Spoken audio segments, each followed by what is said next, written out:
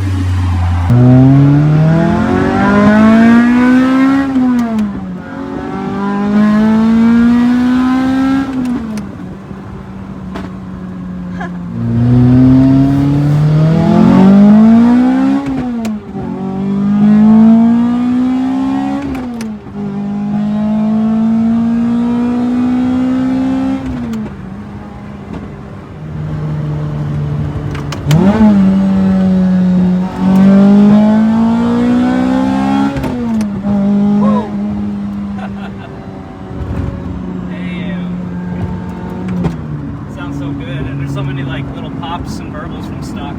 I love the pop when it in between shifts, you shift and then pop, and then you shift to the next gear. Super fun. And the good news is there's no drone, so you can still hear your conversation, you can hear music. Oh, this is rough roads. I can't wait to upgrade the suspension on this car. We already got some coilovers because yeah, the stock suspension is just not very comfortable. So here's 6th gear.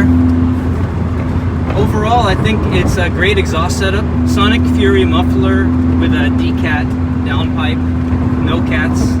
Smell is not too bad. We're used to the catless smell. No drone, which is important for us.